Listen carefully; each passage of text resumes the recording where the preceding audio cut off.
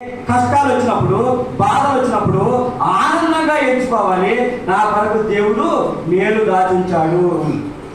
దేవుడు ప్రేమించు వారికి అనగా ఆయన సంకల్పం చొప్పున పిలవబడిన వారికి మేలు కలుగుటకై సమస్తమును మేలు కలగాలంటే దాని ముందు శోధన వస్తుంది, శ్రమ వస్తుంది.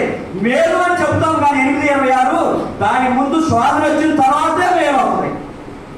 అది జనరల్ గా మనకి బైహార్ట్ వాక్యం అయింది. కానీ మేలు కలగటానికి సమస్తము సమకూడి జరుగుతున్నాం అంటే ఆ మేలు రావడానికి ముందు ఎన్నో శోధనలు ఎదుర్కోవాలి.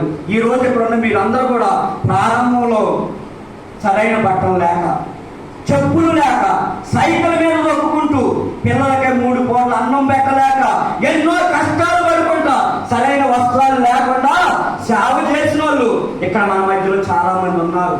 కొంతమంది అయితే ఇప్పుడు అలాంటి కష్టాలు పడే వాళ్ళు కూడా మన మధ్యలో ఉన్నారు. కానీ ఎవరికీ చెప్పుకోవట్లేదు. వారిని దేవుడు మాత్రమే, వారి అంతరంగాన్ని దేవుడు మాత్రమే చూస్తున్నాడు. వారితోనే దేవుడు మాట్లాడుతూ ఉన్నాడు. మీరు ఎవరైనప్పటికీ కూడా ఒకే ఆలోచన, నా దేవుడు మహా ఆనందమని ఎంచుకోమంటున్నాడు.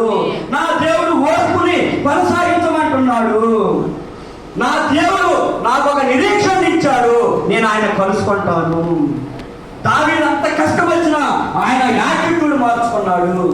కాబట్టి నేను కూడా ఈ రోజు నుంచి నా ఆలోచన విధానాన్ని మార్చుకుంటాను, నా జీవితాన్ని నేను మార్చుకుంటాను. ఇప్పుడు చేసిన సేవ కంటే ఈ రోజు దైవజనులు ఇక్కడికి వచ్చి మమ్మల్ని బలపరిచి మాతో మాట్లాడి మమ్మల్ని పురుకొని వెళ్ళారు. ఈ రోజు నుంచి నా